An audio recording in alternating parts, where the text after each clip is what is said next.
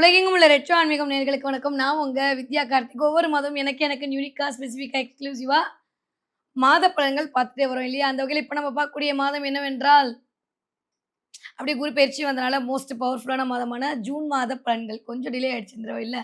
Next time சீக்கிரமா போட்றலாம். Okay வாங்க. இந்த ஜூன் மாத பலன்கள் ஒவ்வொரு ராசிக்காரர்களுக்கும் எப்படிலாம் இருக்க போகுது? என்னவெல்லாம் பண்ண போகுது? குரு வேற பெயர்ச்சி ஆயிட்டாரு. பெயர்ச்சி ஆனவுனே ஏதாவது நல்லது பண்ணுவாரா? இல்ல வெயிட் பண்ண வப்பாரா? ஆனா இந்த தடவ கோச்சாரம் அப்படி இல்ல. எல்லாத்துக்குமே ஒரு மாரியான ஒரு மிக்ஸ் மேட்சான பலன குடுக்குற மாரியான ஒரு கோச்சார அமைப்பு. அதாவது இந்த எதிரிக்கு எதிரி நண்பன் அப்படின்ற மாரி ஒரு பக்கம் கான்செப்ட். இல்லாட்டி நண்பனுக்கு நண்பன் 2 பேரும் சேர்ந்து எதிர்க்கிறது. இந்த கான்செப்ட் ஒண்ணு இருக்கும். இது கொஞ்சம் வித்தியாசமான அமைப்புல இந்த தடவ தேவகுரு, அசுரகுரு 2 பேரும் இணைந்து கடகத்துல இருந்து அருள் பாவிக்கக்கூடிய ஒரு மாதமா, த மோஸ்ட் பவர்ஃபுல் மாதமா இந்த ஜூன் மாதம் இருக்க போகுது. சரி வாங்க ஃபர்ஸ்ட்டு கிரகநிலைகள் எப்படி இருக்குன்னு பார்த்தோம்னா, ஆரம்பிக்கும்போது 1ஆம் தேதியே குரு பாய் பாய் சொல்லிட்டு உச்ச வீடான கடகத்தை நோக்கி தன்னுடைய பெயர்ச்சி ஆரம்பிக்கிறார். எக்ஸாக்ட்டா சொல்லணும்னா 2ஆம் தேதி வந்து குரு வந்து கடகத்தில் அமர்ந்து விடுவார். ஸோ குருவோட பொசிஷன் மிதுனத்தில இல்ல கடகத்தில இருக்க போகுது. ஓகே. அதுக்கு முன்னாடி எப்பயும் போல சனி 12ஆம் வீடான மீன வீட்ல இருக்க போறாரு. அதுக்கு கீழ 11ஆம் வீடான கும்ப வீட்ல ராகுவோட அமைப்பு இருக்கு. பிளேஸ் ஆயிருக்கு. இந்த பக்கம் வந்தோம்னா, சிம்ம வீட்ல கேது அப்படியே தான் இருக்கிறார். விருச்சக வீட்டிலிருந்து தன்னுடைய பயணத்தை இந்த தடவ சந்திரன் ஸ்டார்ட் பண்ணியிருக்கார். எகைன் சுக்கிரன் பார்த்தீங்கன்னா, மிதுன வீட்ல உட்கார்ந்திருக்காரு. ஆட்சி பலம் வாங்கி புதனும் அந்த இடத்துல அமர்ந்திருக்கிறார்.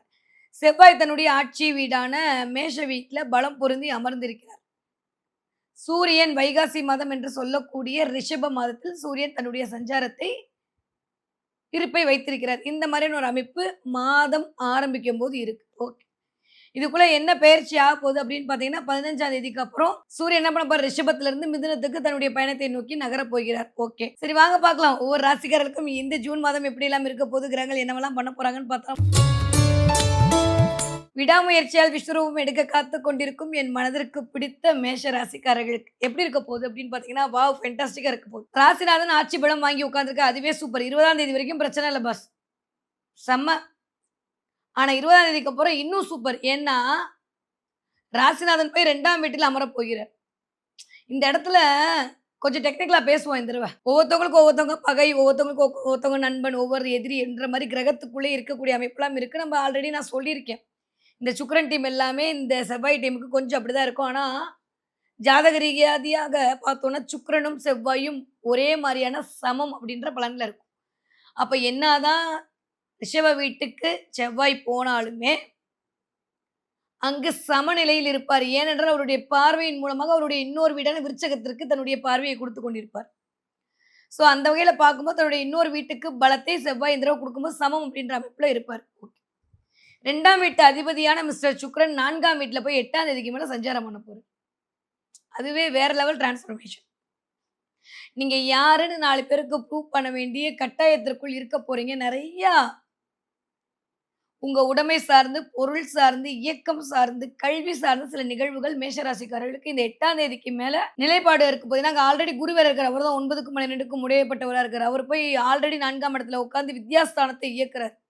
அதோட சேர்ந்து 2ஆம் வீட்டு அதிபதி உட்காரும்போது, நீங்க கத்துக்கிட்ட வித்தையின் மூலமாக பணம் சம்பாதிக்கிறதுக்கான வழியெல்லாம் மேஷ ராசிக்காரர்களுக்கு இந்த தடவ எளிமையா கைகூடும். இதுவரைக்கும் சோம்பேறித்தனமா அப்புறம் பார்த்துக்கலாம்ன்னு இருந்த மேஷ ராசிக்காரர்ல ஒரு 2 மாசமா செவ்வாய் வந்து அமர்ந்து கீ குடுத்து அப்படியே சுறுசுறுப்பா வேலை பார்க்க வச்சுட்டு தான் இருக்காரு. ஆனாலும் கொஞ்சம் இந்த தடவ கோவம் அதிகரிக்கும். தேவையில்லாம 2ஆம் வீட்டு அதிபதி 4ஆம் இடத்துல இருக்கும்போது சுயம் சார்ந்த சுய கௌரவத்திற்காக சில பிரச்சனைகள் வரும். அதுக்காக சண்டை போடுவீங்க. பேச்சுல மட்டும் ரொம்ப கவனமா இருக்கணும் மேஷ ராசிக்காரங்க இந்த தடவ.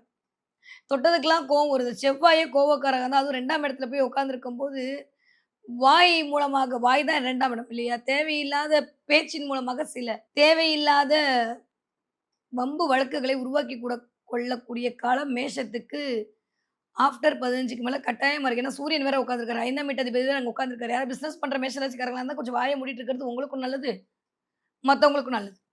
ஏன்னா சூழ்நிலைகள் அப்படிதான் இருக்கு. 15ஆம் தேதி கொஞ்சம் அமைதியா இருக்க வேண்டிய காலகட்டமாக தான் இருக்கு. ஸோ இந்த தடவ மேஷ ராசிக்காரங்கள பொறுத்தவரைக்கும் முதல் 15 நாட்கள் கொஞ்சம் அ கோவத்த கண்ட்ரோல் பண்ணணும். கொஞ்சம் கோவம் அதிகமா வரும் இந்த தடவ. அதே மாரி நெறைய பேர்கிட்ட செய்யாத தப்புக்கு கொஞ்சம் ப்ளேம் பண்ணுவாங்க. அத வாங்கிக்க வேண்டிய சூழல் உருவாகும்.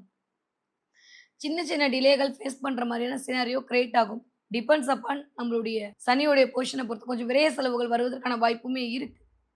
ஆனா ஆஃப்டர் 15ஆம் தேதிக்கு அப்புறம் வாவ்! ஃபென்டாஸ்டிக்கா இருக்க போகுது. 2ஆம் வீட்டு அதிபதி போய் 4ஆம் வீட்ல அமரப் போகிறார். 15ஆம் தேதிக்கு அப்புறம் வேலை இல்லன்னு தவிச்ச ஒவ்வொரு மேஷராசிக்காரருக்கும் வேலை வாய்ப்பின் மூலமாக அபரிவிதமான வெற்றி கிடைக்கப் போகுது. இன்டர்வியூ அட்டெண்ட் பண்ணிட்டேன், கிளியர் பண்ணல, அது பண்ணல, இது பண்ணலன்னு சொல்ற எல்லா மேஷராசிக்காரர்களுக்கும் ஆஃப்டர் 15க்கு மேல தாறுமாறா இருக்க போகுது. ஏன்னா சூரியன் போய் 3ஆம் இடத்துல 5ஆம் வீட்டு அதிபதி போய் 3ஆம் இடத்துல இருக்கிறது முயற்சி ஸ்தானங்கள், தைரிய, வீரிய, விஜயஸ்தானம், வெற்றி ஸ்தானம் இயங்கும் அங்க. அப்ப ஆட்டோமேட்டிக்கா அதன் மூலமாக ஒரு வாய்ப்புகள் வந்து குவியும். நீங்க பண்ற முயற்சிகள் எல்லாம் வெற்றியை நோக்கி பயணப்படும். யாரெல்லாம் போட்டித் தேர்வு எழுதுறீங்களோ, யாரெல்லாம் வந்து எக்ஸாம்க்கு படிக்கிறீங்களோ, யாரெல்லாம் வந்து கவர்மெண்ட் உத்தியோகத்துக்கு ட்ரை பண்றீங்களோ, அரசியல், அரசாங்கம், அரசு சம்மந்தப்பட்ட விஷயத்துல இருக்கீங்களோ, அவங்களுக்கு சூப்பரா இருக்க போகுது. திருமண வாய்ப்பு அபரிவிதமா இருக்கும் இந்த மாதத்துல. என்ன மேடம் ஆனி மாசம், ஆடி மாசம் அதெல்லாம் கவலைப்படாதீங்க. இதுவரைக்கும் எனக்கு மன வாழ்க்கை ஒழுங்கா இல்லன்னா, இந்த தடவ அதுக்கப்புறமான ஒரு அமைப்புன்றது சூப்பரா இருக்கு மேஷத்த பொறுத்தவரைக்கும். அடுத்து இந்த 4ஆம் இடத்துல இந்த 2 சுப கிரகத்த உடைய அமைப்பு அப்படின்றது ஆல்மோஸ்ட் மகரத்த பார்க்க போறான்னு ஆல்ரெடி சொன்னேன். 10ஆம் இடத்திற்கு 2 சுபகிரகங்களுடைய பார்வை. 2ஆம் வீட்டு அதிபதியோட பார்வை, பாக்கியநாதனோட பார்வை, விரையாதிபதியோட பார்வை. அவர் 2க்கும் 7க்கும் உரையப்பட்டவர் விரையாதிபதி. அப்ப என்னன்னா, அடுத்தவங்களுக்காக சில விரயத்தை மேற்கொள்ள வேண்டியது. உன்ன மாரி உண்டா, உன்ன மாரி உண்டான்னு சொல்லியே நெறையா உங்கள செலவு பண்ண வப்பாங்க. இல்ல நீங்களே செலவு பண்ணுவீங்க. இல்ல இப்போ நீங்க பிசினஸ் பண்ற ஆளா இருக்கீங்களா, மார்க்கெட்டிங் டீமா இருக்கீங்க, இல்ல ஏதோ ஒண்ணு பண்றீங்கன்னா, அப்புறம் வேணுமென்றதுக்கு அந்த ஸ்டாக்க இப்பயே வாங்கி வைப்பீங்க. செலவுகள்ல கொஞ்சம் நிதானமா, கட்டுப்பாடோட இருக்க வேண்டிய காலகட்டமா இருக்கு. யாருக்கு? மேஷ ராசிக்காரர்கள். இத மட்டும் இந்த தடவ ஃபாலோ பண்ணா போதும். மத்தபடி தொட்டதெல்லாம் தொடங்கும். சூப்பரா இருக்கு. இப்ப சுயம் இயங்க போகுது. நெறைய பேரு புதிய படிப்பை தொடங்க போகிறீர்கள். புதிய வித்தைய கத்துக்க போறீங்க. அது எந்த வித்தையா இருந்தாலும் சரி. அது ஏதாவது ஒரு உங்களுடைய வாழ்க்கைக்கான ஒரு புரொஃபஷனல் கோர்ஸ் இந்த தடவ மேஷராசிக்காரர்கள் கண்டிப்பாக ஆரம்பிக்கிறதுக்கான வாய்ப்பை பிள்ளையார் சொல்லியே உங்களுடைய சுக்கிரனும், உங்களுடைய குருவும் இணைந்து இந்த தடவ போடப் போறாங்க. அதன் மூலமாக உங்களுடைய பொருளாதார மேன்மை என்பது அபரிவிதமா இருக்கும். இன்னொன்னு என்னன்னா 8ஆம் இடத்திற்கு இந்த குரு பார்வை இருக்கிறனால, உடம்பு ரீதியாக இருந்த பிரச்சனை சரியா போப்போது. மேஷராசிக்காரங்கள பொறுத்தவரைக்கும் உடம்புல பிரச்சனை, அது பிரச்சனை, இது பண்ண அடிவயிறு பிரச்சனை, தோல் பிரச்சனை இதெல்லாம் இருந்ததெல்லாம் இந்த தடவ சரியா போப்போது. ஆனா இந்த 6ஆம் இடம் என்று சொல்லக்கூடிய அடி வயித்தை அங்கிருந்து சனியுடைய பார்வை சமசப்தம பார்வை இருக்கு. கண்ணில யாருக்கெல்லாம் பிளானட் இருக்கோ கொஞ்சம் கவனமாக ஹெல்த் விஷயத்துல இருக்கணும். மத்தபடி பிளானட் இல்லாதவங்க கவலைப்பட்டுக்க வேணாம். கால்ல லைட்டா கால் வலி, கால் மரத்து போறதோட நின்னுக்கும். இல்ல அப்டின்னா எந்த பிளானட் இருக்கோ அந்த பிளானட்டுக்கான சில விரயங்கள் உங்களை நோக்கி மருத்துவ விரயங்களாக வரும் அப்டின்றத கொஞ்சம் புரிஞ்சுக்கோங்க. இவ்வளோதான் ஜாதகம் வேற ஒண்ணும் இல்ல. கூட்டி கழிச்சு பார்த்தா மேஷராசிக்காரர்கள் இந்த தடவ கொஞ்சம் கோவத்த கண்ட்ரோல் பண்ணணும். பேச்சுல நிதானமா இருக்கணும். செயல்ல கொஞ்சம் கவனமா இருக்கணும். யாருக்கும் கமிட்மெண்ட் குடுக்கக்கூடாது. விரயத்த கொஞ்சம் கண்ட்ரோல் பண்ண வேண்டிய காலகட்டமா இருக்கு. சுப விரயமாக இருக்கும். நெறைய பேருக்கு வீடு, மனை, வண்டி வாங்குறதுக்கான அமைப்புகள் இருக்கும். இதெல்லாம் பார்த்துக்கிட்டீங்கன்னா போதும். மத்தபடி சூப்பரா இருக்கு. ரியல் எஸ்டேட் பண்றவங்களுக்குலாம் வேற லெவல் இந்த டிரான்ஸ்ஃபர்மேஷன் கிடைக்கும். இப்ப படிக்கிற மேஷராசிக்கார பிள்ளைங்களுக்கு எப்படி இருக்கும்? நான் சொன்ன மாரி 3ஆம் அதிபதி 3ஆம் இடத்தில் ஆட்சி பலம் வாங்கி இருக்கிறது. 10வது 4ஆம் இடத்துல வந்து குரு அமர்றது, கேந்திரம் ஏறி இருக்கிறது. இதுவே சூப்பர். ராசிநாதனும் சரி, இல்ல குருவும் சரி, கேந்திரம்லாம் ஏறி இருக்கும்போது சொல்லவே வேணாம். அவ்வளோ நல்ல பலன்கள் உங்களை நோக்கி வரும்.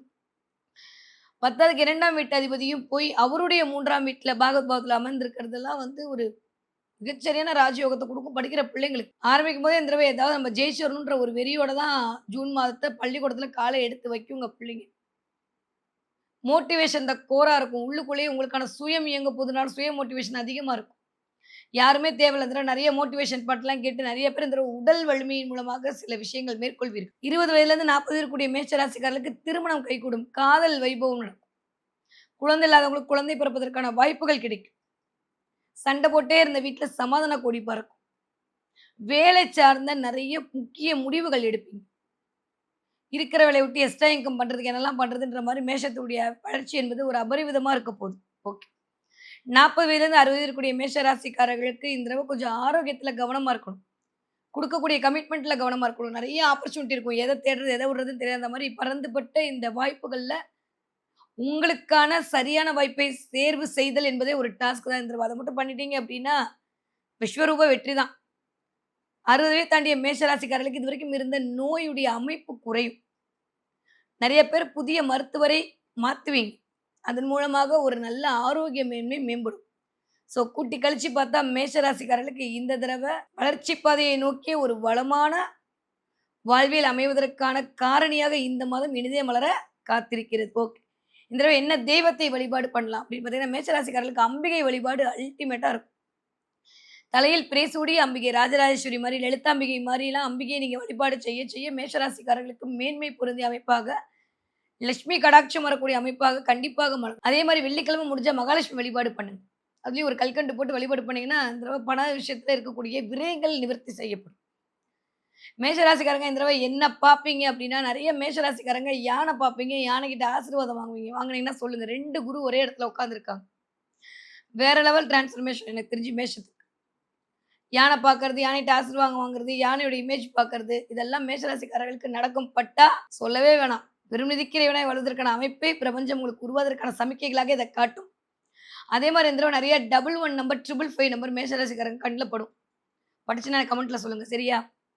ஸோ இந்த எண்களை நீங்கள் பார்க்கும்போது, நான் இருக்கேன் உன் கூட அப்படின்ற மாரி பிரபஞ்சம் உங்களோடு இயங்கிக் கொண்டிருக்கிறது என்பதை நீங்கள் புரிந்து கொள்ளலாம். ஸோ தொட்டதெல்லாம் வெற்றியாக மலரக்கூடிய காலகட்டமாக இனிதே மலர காத்திருக்கிறது மேஷராசிக்காரர்களுக்கு.